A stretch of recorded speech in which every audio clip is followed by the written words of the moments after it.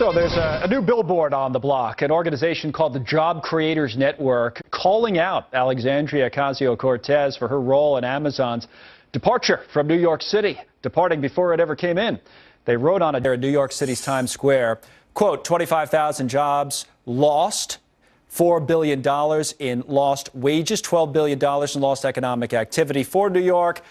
Thanks for nothing, AOC. And the man behind the billboard is Alfredo Ortiz, is the president and CEO of the aforementioned Job Creators Network. He's here with us in our studio, which is really right down the block from the billboard in Times Square. So you're making quite a point with this. Yes. And, you know, she's been quite vocal in her positioning. But what are you trying to get across? It's fairly obvious, but... yeah, well, it's almost, I want to say, like in the words of Homer Simpson, doom! Yeah. Because it really was kind of one of those moments. I mean, when we really think about what happened here, I mean, she thought that there was a $3 billion check written to Amazon, basically, for this. We know there isn't. It was an incentive. And when you look at the math, and again, I'm not a math major, but it's $27 billion, basically, in revenues that were expected to come over a period of time. Right. Cost of $3 billion, $24 billion net. I don't know.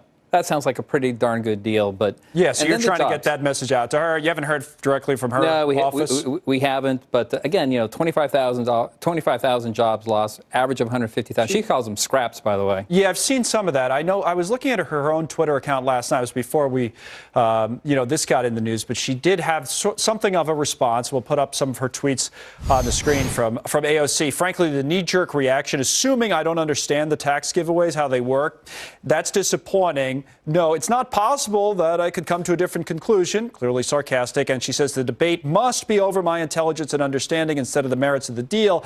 And then one more, she says, there's no way this deal, one of the biggest giveaways in state history, could possibly have been bad, right? Surely there can't be anything wrong with suddenly announcing a massive restructuring and pricing out of a community without any advance notice or input from them.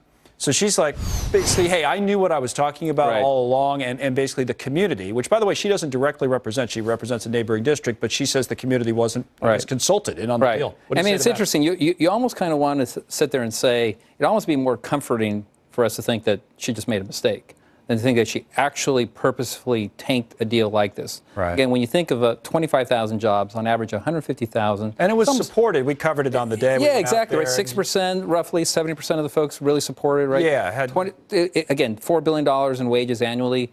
When you look at the economic, and that's what I really want to focus on here. This is the message I want to focus on. It's the lost economic activity to Long Island City, to New York. When you think about what that happens, it's not just, you know, the big corporate aspect of this. I mean, it's the pizza guy down the street, the dry cleaners, the shoe guys, the deli guys. Yeah, it's the multiplier effect. The multiplier effect, as economists talk about. Now, there is a larger debate, I think, that's fair here about these tax incentives, whether that's the best path to go down. Have we learned anything from this? Maybe a lower tax base for everyone's better, you know, better business conditions rather than this, you know, winner or loser tax incentive. Right. I mean, the way I say, you had the two chief executives, one of the state and one of the city, working on this deal together to make it happen. I mean, they obviously thought it was the right thing to do. I don't know all the details necessarily related to it, but they obviously worked a long time to make this the right thing. They thought it was worth it. They thought it was the right thing. And they're not exactly, you know, conservative bastions either. So, not at all. You know, so they thought it was a good idea. Right, exactly. Both Democrats, but especially the mayor. Right. Yeah. So they thought it was a great idea, and it really was. Again, I got to focus on the lost economic activity of just hardworking Americans who had an American dream.